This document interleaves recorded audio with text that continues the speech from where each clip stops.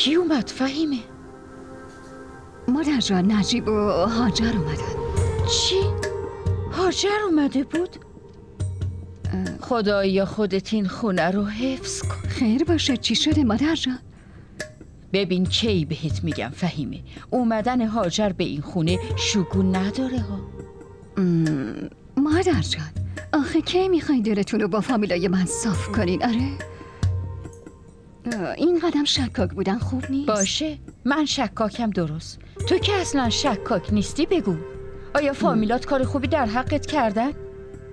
من هنوزم خیلی خوب یادمه، یاد تو هم میندازم که هنوز کفن اختر خوش نشده بود همین فامیلای متأهلت می اومدن جلوی روی من ازت خواستگاری میکردن. تو چطور فراموش کردی فهیمه؟ تو کاملا یادت رفته، واسه همین من یادت میندازم. این عموزاده ها چه بلاهایی که سرت نیاوردن، نمیتونستی کسی رو ببینی و عاشق بشی، نگذاشتن درست زندگی کنی. مادر جان لطفاً بس کنید دیگه. اون موضوع خودت بود فهیمه، ولی الان موضوع دختراته. هر چقدر از اینا دوری کنی واسه همگی بهتره. متوجه شدی؟ یه چیزی رو بگو. این همه سال گذشته اما اونا یه بارم اومدن بپرسن که چه خبر؟ حالت چطوره؟ ای بابا نمیفهمم که چرا الان اینقدر خونشون به جوش اومده.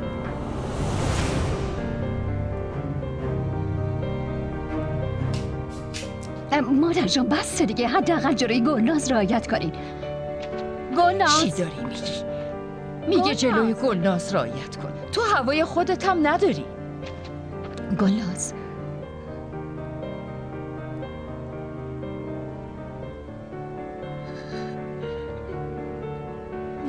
دخترم به حرفم گوش کن. گلناز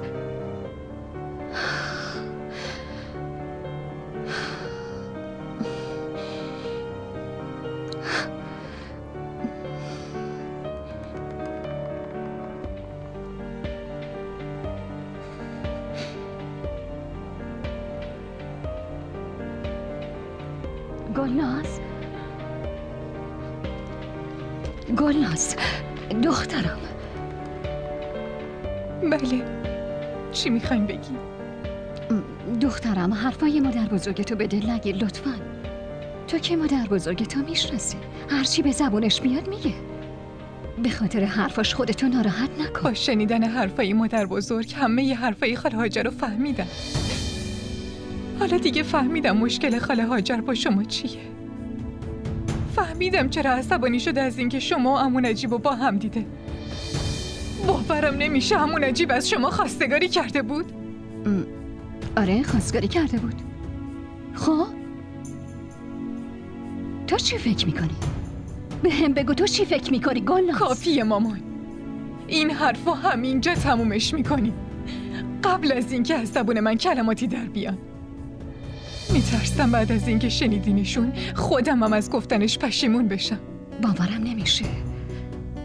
چرا دخترام اینطوری شدن؟ خدای من حالا به یه جلوی دخترای خودم بشینم و بیگناهیمو ثابت کنم؟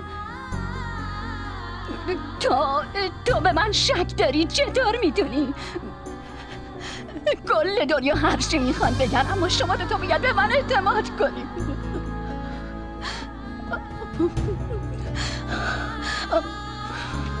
مامان تو کار خوبی نکردی گلناز. الکی مامانو به گریه انداختی. این چه حرفی بود زدی؟ اگه دایی نجیب از مامان خواستگاری کرده این چه ربطی به مامان داره آخه؟ بهش نگو دایی خواهر، اون هرگز دایی ما نیست.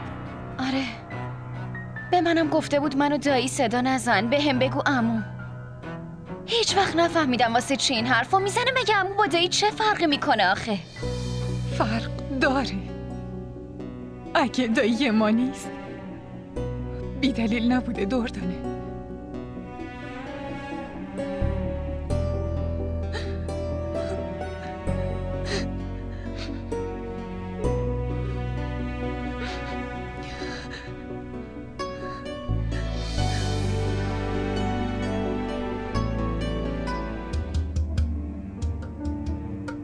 با شنیدن حرفای مادر بزرگ همه ی حرفای خاله هاجر رو فهمیدم.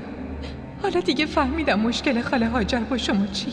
فهمیدم چرا عصبانی شده از اینکه شما و عمو نجیب با هم دیده.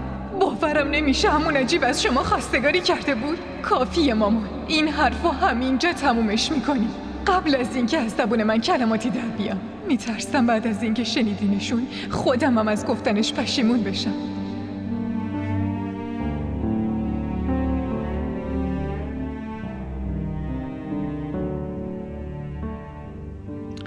فهیمه؟ پس کی میخوابی؟ تو تموم شب بیدار بودی. خواب منو شما پروندین مادر جان. آخه چرا همه چی رو خراب کردی؟ دخترمو از من دلچرکین کردی. واسه چی این کارو کردی؟ واسه چی؟